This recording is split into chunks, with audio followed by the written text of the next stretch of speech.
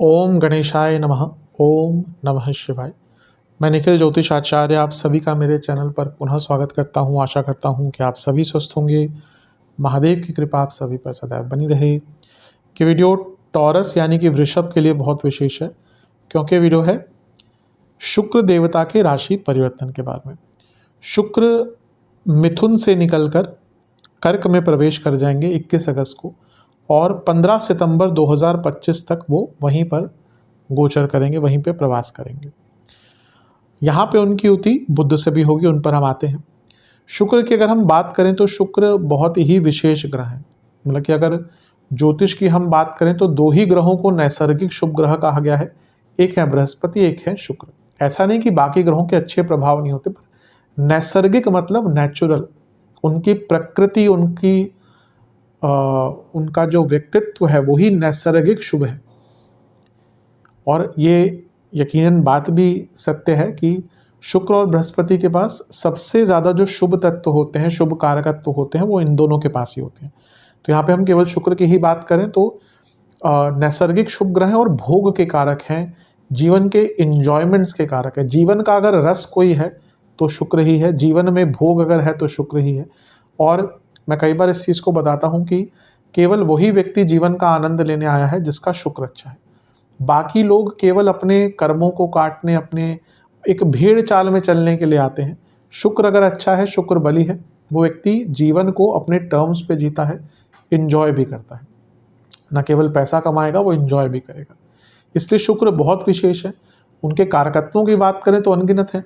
विवाह से लेकर, वैवाहिक जीवन से लेकर, कलात्मक चीज़ों से लेकर, धन से लेकर, ऐश्वर्य से लेकर, रुचि से लेकर, भोग से लेकर, पैशन से लेकर, प्रेम संबंधों से लेकर, बहुत चीज़ें, चालाकी से लेकर, ऑफिस पॉलिटिक्स से लेकर, बहुत चीज़ों का कारकत्व तो शुक्र के पास ही है। इसलिए जब भी उनका गोचर बदलता है तो चीज़ें बदलती हैं। आपके लिए तो स्वयं वो लग्नेश ही हैं, तो उनकी तो स्थिति और भी इम्पोर्टेंट हो जाती है। और यहाँ पे वो बुध के साथ गोचर भी कर रहे हैं, बुध के साथ योग भी कर रहे हैं। लक्ष्मी नारायण योग बन रहा है 9 दिन का, क्योंकि बुध 30 अगस्त तक 30-31 अगस्त तक यहाँ पे रहेंगे। तो इसके भी अपने प्रभाव होंगे। शुक्र आपके, जैसे मैंने कहा, लग्नेश हैं, छठे घर के स्वामी हैं, और इनकी दृष्टि भी तीसरे भाव से नवम भाव पे होगी। तो शुक्र का गोचर बहुत चीज़ें बदल कर जाएगा, और इन सभी चीज़ों की विवेचना करने का हम प्रयत्न करेंगे अपने स्तर पर। यदि आपकी लग्न राशि या चंद्र राशि वृषभ है, दोनों ही गाइडेंस के लिए इस राशिफल को देख सकते हैं। जहाँ से ज़्यादा सूट करता है, रिलेट करता है, वहाँ से इसको ऑब्जर्व कीजिए। व्यक्तिगत तौर पे मेरा मानना है लग्न से देखेंगे तो अच्छा, इनकेस नहीं पता तो चंद्र राशि से भी इसको देख सकते हैं। कुछ विशेष उपाय भी वीडियो के अंत में अवश्य बताऊँगा। शुरू करते हैं। सबसे पहले तीसरे घर के शुक्र। तीसरे घर के शुक्र अच्छा ही प्रभाव देते हैं। अधिकतम भावों में शुक्र का रिजल्ट अच्छा ही आता है, और तीसरे घर में भी शुक्र जो है वो अच्छा रिजल्ट ही देते हैं। शुक्र लग्नेश भी है, शुक्र छठे घर के स्वामी भी हैं।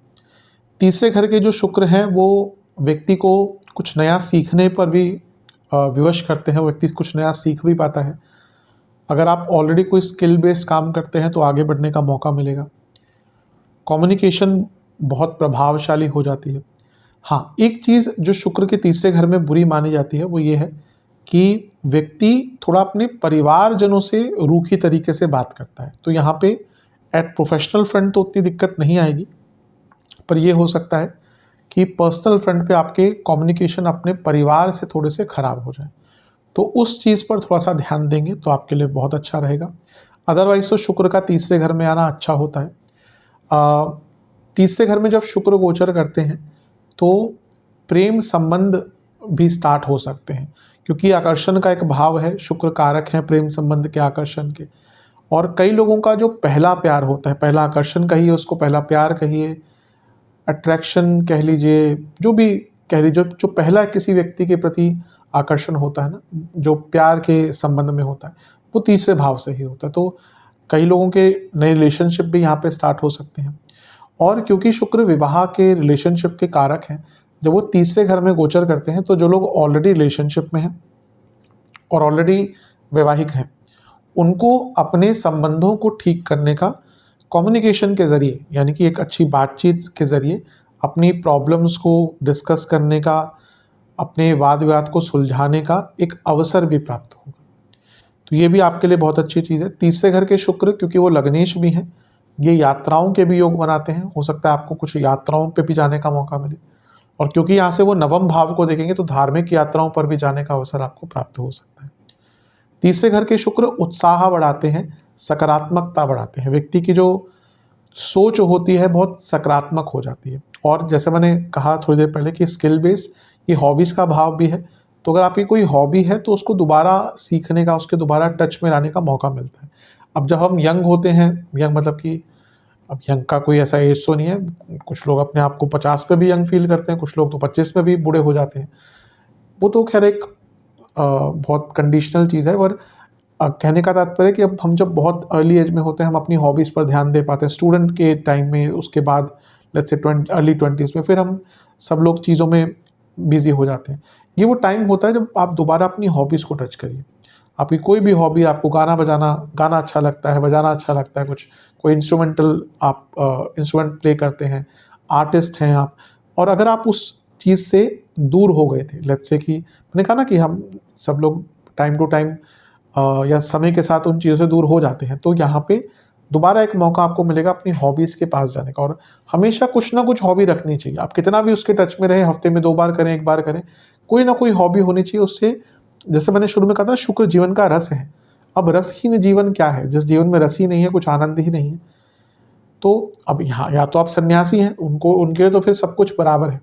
पर अगर आप भौतिक रूप से जी रहे हैं और आप फिर कहें कि जीवन रसीन है, तो फिर उसमें कोई आनंद नहीं। तो यहाँ पे अपनी हॉबीज़ पर ध्यान दीजिए, अपनी ज़रूरतों पे ध्यान दीजिए। तीसरा भाव काम त्रिकोण का है। अभी आपको कुछ चाहिए, उसके लिए काम कीजिए। अगर आपने पैसा कमाया है, अच्छा पैसा मेहनत करके आप कमाते हैं, तो अपने लिए कुछ स्पेशल कीजिए। कोई इसमें गलत चीज़ नहीं है अपने लिए कुछ स्पेशल करने में। अपने आप को स्पेशली ट्रीट कीजिए।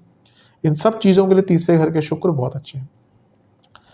थोड़ी बहुत उनकी युति की बात कर लेते हैं। तीसरे घर में उनका जो एक उनकी जो युति हो रही है वो बुध के साथ हो रही है।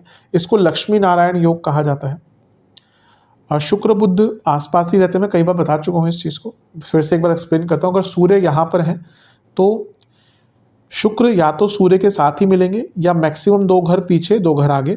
बुध या तो सूर्य के साथ ही मिलेंगे या मैक्सिमम 1 घर पीछे 1 घर आगे।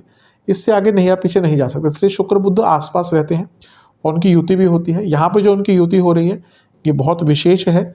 क्यों? क्योंकि एक अच्छी राशि में हो रही है, सौम्य प्रकार की राशि में, कर्क राशि में हो रही है।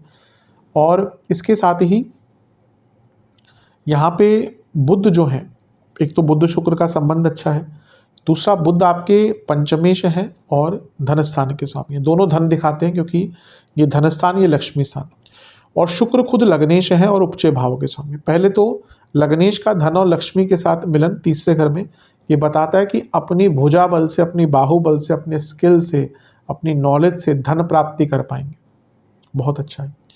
और क्योंकि शुक्र छठे घर के स्वामी भी हैं और उपचय भाव में बैठे हैं, तो और बुध क्या है, पहले तो बुद्धि के कारक हैं और पंचम के स्वामी भी हैं।